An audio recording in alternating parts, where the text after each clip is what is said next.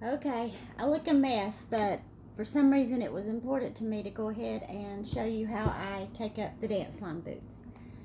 Just in case somebody else needs to take these up, like Laura, or she needs to show somebody else how to do them. Several people's done these different ways, so I was going to go ahead and excuse the no makeup. And, I was fixing to deliver the boots, and remember that I did not do a video or show you how to do them. So the Danceline boots come, and the seams are like this, and it's got a foam seam, a pleather, and it's turned over at the top. So your sewing machine will not sew through all of this doubled. So the best thing I found is a coffee filter. White coffee filter. Make sure that you've just got one.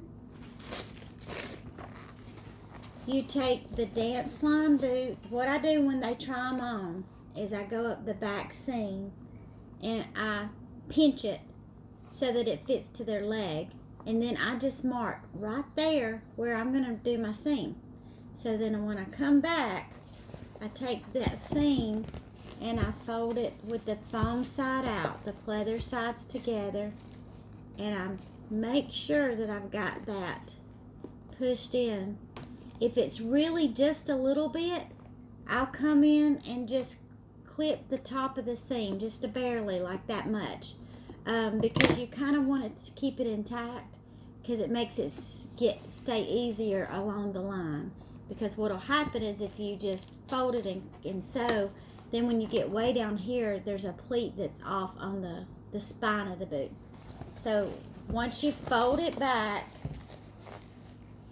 you take your coffee filter and you put it over your seams.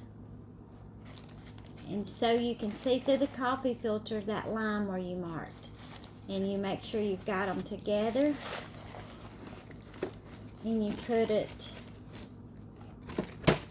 I sometimes wear safety glasses because these needles will pop out on you because you're sewing through so much. But the size needle I use is normally 11 or a 12 because 14s and up get so big.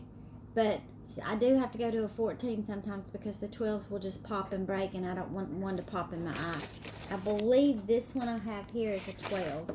But you just take it and sew it, back it up, past the outside seam, and then go all the way down.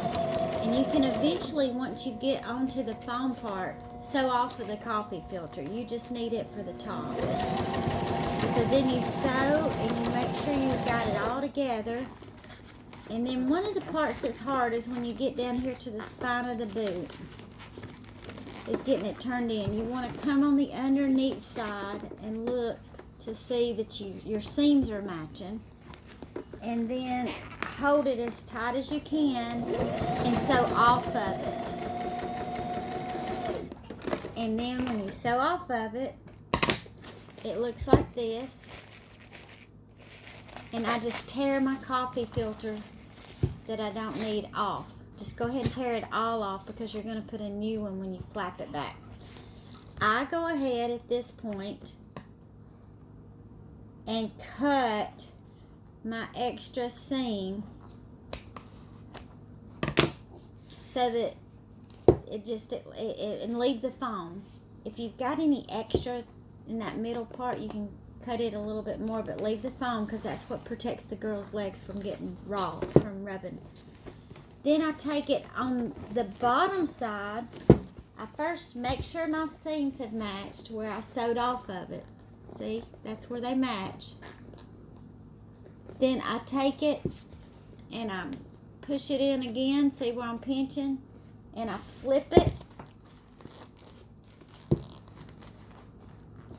This is kind of the hardest part of all, is getting these seams to match because you're down at the spine of the boot and getting it in your sewing machine. So you finagle it whichever way you can, and you get it in your machine and you sew over it a second time.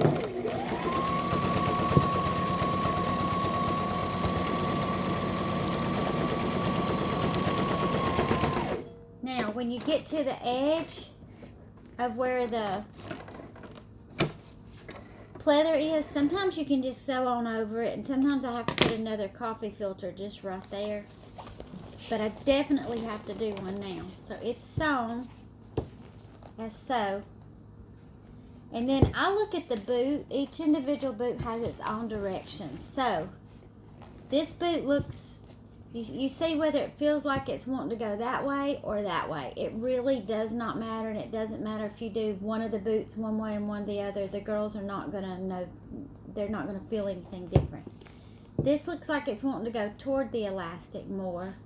So that's what I'm going to do. I'm going to take my coffee filter, put it over both of them, and put it down to sew on top of this pleather. And I'm going to try to sew as slow and as flat as I can because it's going through 4 thicknesses.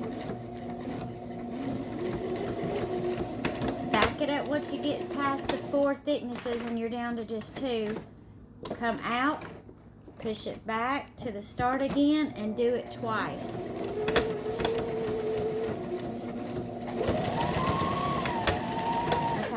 Once you've done that,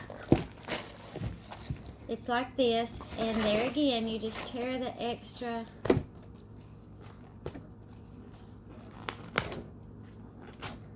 pull out all the threads and the coffee filters, cut the excess. What you want to do is go back and make sure right now that it's flat and that it's laid down and that your threads have caught right there, because if you're sometimes this pleather has glue in it that's glued down. That's how they glue this down, and it'll have glue in it and it'll stick to your needle. And so I will get a spray bottle of alcohol and spray my needle casing down and my needle just like it is, and I'll take a couple of coffee filters or a paper towel, and I'll put it in there and I'll sew back and forth over that while it's wet, or either I'll spray it a little bit too, and it picks up and gets all that glue off the needle and any glue that's went down inside there. You can't do that too much without turning around eventually and putting a little bit of oil back in there, because you'll hear it squeaking. It'll get too dry. But once you are done, once you sew that seam down, this is what the outside looks like. You want to make sure you get all your paper pulled off and all your extra threads. And that's what it looks like on the inside.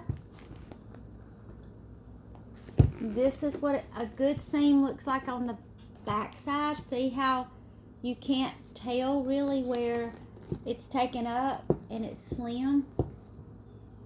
And then when you zip it up, it's tailor fit to the girls. And the seam, see where I marked it eventually with my little pen? That's where I sewed, and I flapped it back, and it'll fit better to the girls. And that way now I do tell them, because they do have this little extra flap in there, and I have like pinched it and marked it pretty tight to their leg, because their leg will fill up the extra space.